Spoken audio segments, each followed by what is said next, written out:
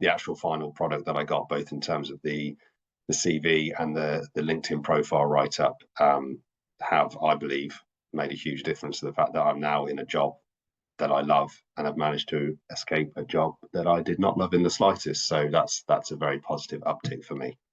And when I got my CV, it was less than 2 months until I then got the initial email from the company I'm working at now asking for a screening call. And then it was a month after that I was offered the job. So from getting that new document, it very quickly, I was starting, and it wasn't just the job I ended up taking either. There was another job that I was down to the final two in. So I'm not going to say that it was all down to the CV, but that certainly got the new CV got my foot in the door at these organisations.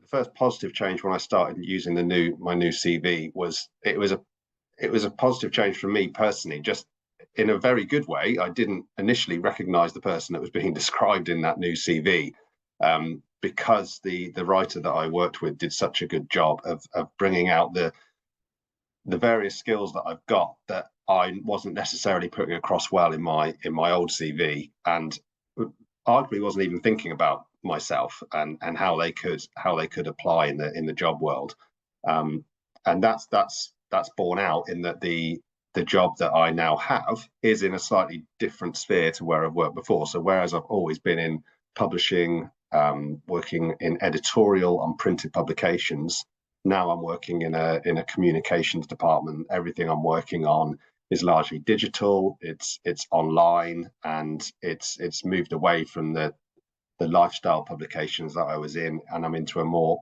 political sphere. And I don't know, I don't know if that would have been possible if it wasn't for the fact that my CV now draws out the skills that I've got that can work in that arena just as well as the area that I was in before.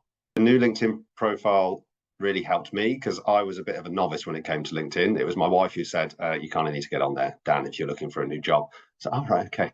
And then I didn't really know what I was doing with it. So the help I got there meant that suddenly it started to make sense what it was there for. And then, yeah, I noticed an uptick in terms of, it wasn't just a case of people wanting to connect with me who I had already approached, and it just been a case of they were former colleagues, and that's why it was happening. I started to get requests from people outside of my own contacts to connect. And I was on LinkedIn Premium while I was doing my job search, and could see that you get the breakdown of the company, who's been looking, and there were people looking not just from the journalism world, but from more broadly than that as well. And I think that was just down to the profile actually doing its job, which it wasn't before.